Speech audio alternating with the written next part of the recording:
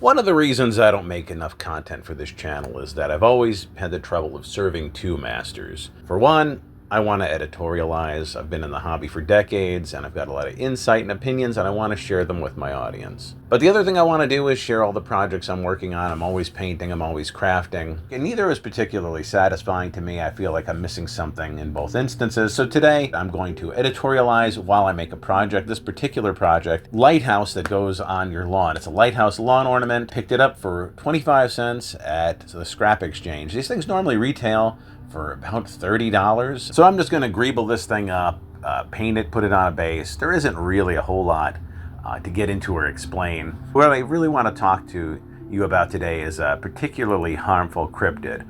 And there's a lot of harmful cryptids in the USA here. We've got the Bigfoot and skunk ape, which has been known to attack campers. We've got the chupacabra. It's dangerous if you're a farm animal or if you're, like so many people in North Carolina, related to farm animals or resemble them. We've got the Mothman, which is known to either foretell or create disasters. And then we've got the free hand of the marketplace, which is a particularly malevolent spirit because while the others are just sort of part of urban legend and folklore and the damage that they've inflicted is really just part of their mythology, the free hand of the marketplace causes actual harm. It sort of embodies a bad idea, a little bit like Uncle Sam, which sort of breeds nationalism and American exceptionalism, a little bit like the devil. The idea that evil doesn't come from inside the hearts of people, but from some outside source and can be sort of warded off with garlic and symbols. The free hand of the marketplace tells us that the best products are what's really going to rise to the top. Maybe in a vacuum that works. That may have been true in some instances, but there's never been a truly free market. There's never been a real free hand, and products succeed because of a whole slew of things that are unrelated to the quality of the product, and the free hand of the marketplace ignores all of that. And today I want to talk about some of those and how they apply into the tabletop hobby. I'd love to live in a world where products really only compete on the playing field of quality, where everybody's trying to make the best thing in order to defeat their competitors, but that's just not reality. The reality is marketing, market capture, name recognition, enculturation, and economies of scale. They all play a really big part in what makes something successful, and none of those things is to the benefit of the consumer, unlike quality, which is. Let's talk about Coca-Cola really quickly, and then I promise we'll bring it a little closer to Hobbytown. Coca-Cola is by far the biggest selling beverage company in the world, and it's not because they make the best beverages. They simply do not. Real soda heads will tell you smaller producers like Frosty or Jones uses higher quality ingredients. They produce a better product. It's more customized to the tastes of the drinker. There's a lot more variety. Coca-Cola is part of the culture at this point. They're part of the wallpaper. We don't even notice that Coke products almost always first, no matter how good a soda you invent, little producer. If you're thinking you're going to make a competing soda, you're never going to displace Coca-Cola. There's just too much momentum because of the things I mentioned: enculturation, norms, market saturation, market capture, economy of scale. They've got the distribution routes. They've got the ability to produce a product much cheaper than any small manufacturer can because of the size of their operation. Another example could be Little Debbie's. Everyone knows the name Little Debbie. Everybody's eating Little Debbie's. They're in every supermarket everywhere, Wally World, what have you. Little Debbie's aren't great. They're just there, and they're cheap. You may have a pastry that changes your life someday. You may have something that just knocks your socks off, but it's going to come from Bacha Galoub's bakery on 34th and Vine. It's not going to be a Little Debbie. No one's ever eaten one of Little Debbie raisin cakes and thought, wow, that's amazing.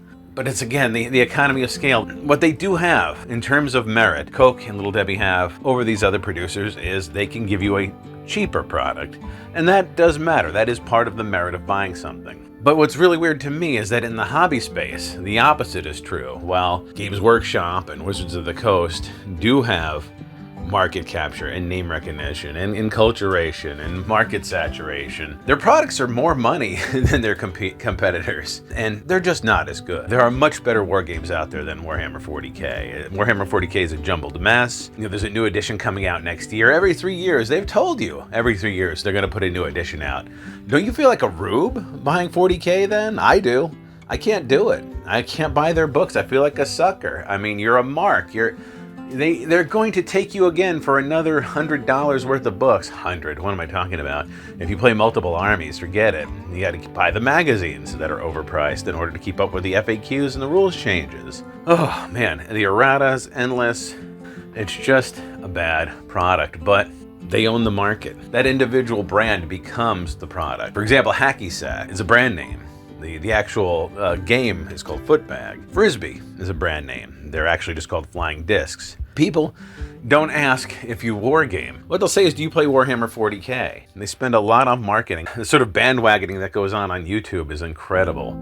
If you try to make a channel about any smaller games producer, if you focus on Osprey Games, or even War Machine, Infinity, Battletech. While some of these are fairly large in their own right, the algorithm will not reward you. There's a ton of GW meat riders out there who just sort of shill for this giant company. And yes, Games Workshop makes fantastic looking models, but even the models these days are monopose, which is not great. They're really intricate and they're incredibly overpriced. So even what used to be an undeniable strength of the company has become questionable. I think Games Workshop likes to charge a lot because they don't want you to have hobby money for other games. And there's no room. They suck all the oxygen out of the hobby. And I think that's intentional. They want your only war game to be 40K. You know, they want to tap your wallet out. If you're going to be into the hobby, then this is the only aspect of the hobby you can be in. You won't even look at other games. That's not meritocracy, folks. That's monopoly. They've monopolized the space. You know, they've gotten to the top and they've saturated the market. And once you own the market, there's really no incentive to make a better product. You've already captured most of the market. What becomes your incentive is, how do you milk the audience you've already got? How do you get a little bit more out of them? And that's why you see price increases. That's why you see a new edition every 3 years. They want you chasing that next army that's going to be the best thing in the meta. Games Workshop isn't working on making the best game for you. By 10 editions in, they should have already mastered their version of this game. It's a ridiculous prospect. They do not care about making a good game for you. And it's not just them. This is what corporations do legally. They have to make the most profit they can for their shareholders. If they try to do something else, if they try to have some agenda outside of that, shareholders can sue them.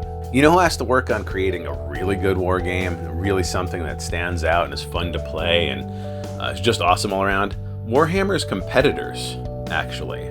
Because if they want to get into the marketplace, they don't have any of these other strengths to lean on. They actually have to produce a good product. It's one of the reasons I'm sitting on a stack of third-party war games and skirmish games, because I think they're all excellent. And I think the hobby space would be so much healthier and happier if people would shop away from Games Workshop and try some of this other stuff out. But man, it's like pushing a boulder up a hill. Let's talk about the other big dog in the hobby. Let's talk about Wizards of the Coast and Dungeons and Dragons. That's a little more encouraging because it does seem like the market is pulling away from Dungeons and Dragons. They're having a lot of hard times over at Hasbro, and they're laying a lot of people off. D&D just seems like a ship without a rudder these days. The shine is off the apple with 5th edition. I have come on this channel and said I think it's the best versions of Dungeons and Dragons, and I think 5th edition makes a very good first impression. When it first came out, I loved it. It flowed very quickly. It was very intuitive. Had just enough crunch and depth. After playing it close to a decade, you just realized that it's not all that. Very low stakes game of sort of monotonous combat. I think a lot of people are finding it very unsatisfying for their role-playing needs. I'm not saying it's not a big seller. I'm not saying it's still not dominating the market. Obviously it is. But we're starting to see a move into OSR for a lot of people. And the reason I think it differs from Games Workshop is because I think the buy-in is much smaller. No one's got a lot of money tied up into these armies. They're not spending hours painting these armies. I think once you've done that, you're kind of in the Warhammer hobby. I think it's a little bit harder to pull yourself out. Whereas with Dungeons and Dragons, one person in your group buys the books. You know, maybe everybody in the group buys the player's handbook, but that's probably about it. You know, maybe they paint a single miniature or not. Your dungeon master, he's the one guy who makes the investment, and if he decides he's sick of 5th Ed and he wants to move on to another system, pretty easy for him to sell off his books and pick up something else, one of the many OSR options, or even but once again, I will point to the fact that when you get to the top of that marketplace, you have to change your direction. You're seeing Wizards of the Coast try to take the game into the digital realm where they can hit you with microtransactions, move away from paper. At least that was the plan. If we're just talking about companies selling you the best role-playing game, something they've put their heart into, something that they really care about, you have to look at Dungeons & Dragons competitors. The sort of corporate product that you get with Dungeons & Dragons is designed to appeal to the lowest common denominator in games. It has a very low point of entry. There's nothing scary about it, so there's very little frustration built into 5th edition as far as creating characters or even character death and stuff. It's a very good game for the normies, let's say. Whereas something like Dungeon Crawl Classics or any of the OSR games is a little bit more for the seasoned player. And again, we sort of see the comparison to Coke or Little Debbie. Coke and Little Debbie, very accessible to your average person, but for people who really know soda and really know baked goods, it's not going to be something they turn to very often.